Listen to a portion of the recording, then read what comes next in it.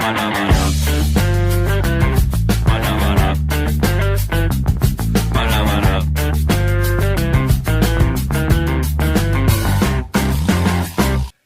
Hello once again, fellow human peoples. This is the Big Dirty Nerd from Sunday Night Geek and Atlanticon. I'm taking a look this week at the new Catwoman figure from the designer series set out by Greg Capullo. Greg Capullo is one of my favorites. He always has been from his days on X-Force and Spawn way back in the late 1990s. And recently he and Scott Snyder have taken over the Batman franchise at DC Comics. And of course, a number of years ago, DC Comics started doing this creator series, designer series, where they had their artists on the comics design action figures for their collectible series.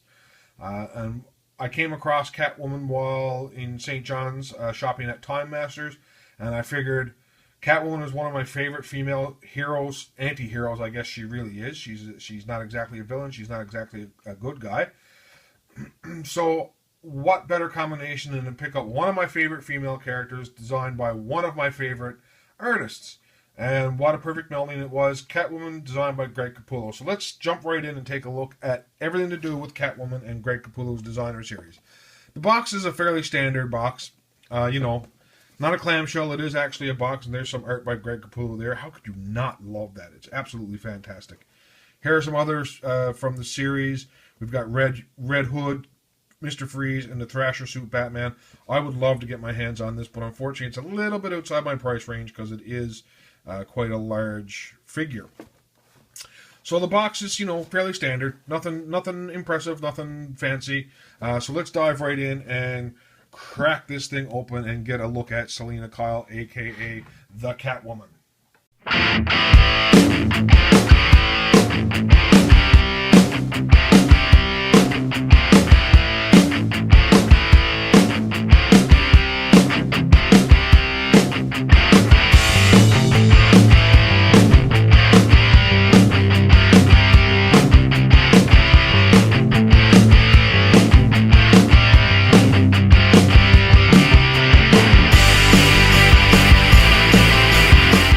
Right, so there we have it.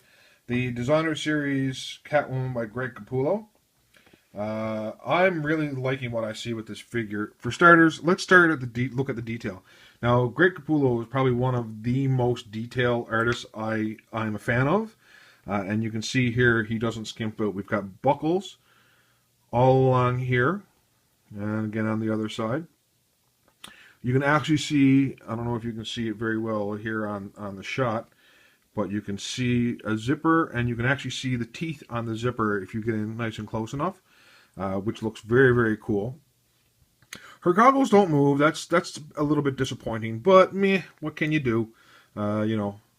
It looks fantastic. I love the bug eye Catwoman look because it looks so big and cat-like. I really do enjoy that. There is a lot of detail on this figure. Again, no surprise given the style that Greg Capullo works in. He's a very detail-oriented artist, which makes his work so enjoyable. But, I mean, you can even see there's folds in the leather right here, which looks very cool. Folds in the leather on the elbows. Folds where folds need to be on the leather here around the knees. You can see it right here around the knees. Right there. Now, of course, and there's folds right here on the back. Now, of course, Catwoman has come under some criticism for being a highly sexualized character. I can see where that can come from. She wears pretty much a black dominatrix suit. Oh, now she's not going to stand up. She stood up perfectly before. Maybe I've just got to adjust her balance points a little bit. Let's see if that does it. There we go. Catwoman is a highly sexualized character, whether you like it or not. But there's more to her than just her sexuality. She is a very determined, very strong-willed character. She's definitely not one to be hampered down by a male presence. She is treated as Batman's equal, which I absolutely love. I think that's absolutely fantastic.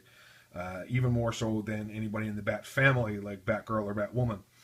Catwoman is Batman's equal in Gotham City. Admittedly, her motivation is not, she is not a what you'd call a good guy. She's most definitely an anti-hero.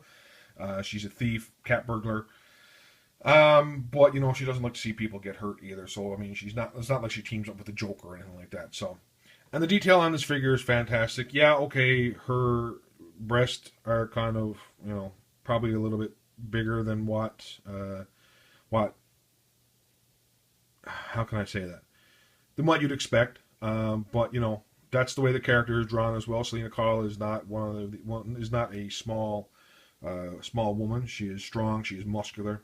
There's a lot of detail here on the backside as well. I know that seems strange for me to be focusing on, but she wears a tight leather suit. So what can you say? It's extremely attentive to detail from the comics. I mean, you can even see the gloves here. Look, and the gloves are even reminiscent. I don't know how well you can see the point there. But the glove is even reminiscent of Batman's gloves, where he's got the 3 angle points. So these are reminiscent of Catwoman's suit from the comics, where she's got angle points, an angle point on hers as well.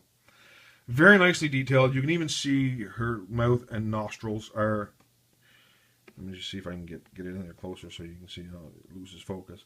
But you can tell that it's there's a lot of attention to detail in this figure, which looks absolutely phenomenal and fantastic.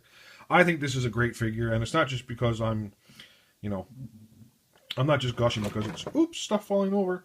I'm not just gushing because it's a piece of work by Greg Capullo, who once again I will say that is one of my favorite artists.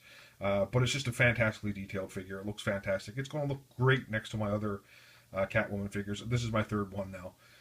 So it goes to show how much respect and how much admiration I have for the character. Not because of her boobs or her bum, but because she is a fantastic female character, a strong female character from the Batman comics. Okay, so that's it. So next time I'm going to switch up gears a little bit more. I do have one more Transformer I want to take a look at, and it's this guy right here, Kaboom! No, it's not Kaboom, it's Whirl. So in my next review, I'm going to be taking a look at Whirl, Autobot Whirl from the 30th Anniversary Transformers. Let's put her over here a little bit. From the 30th Anniversary Transformers franchise.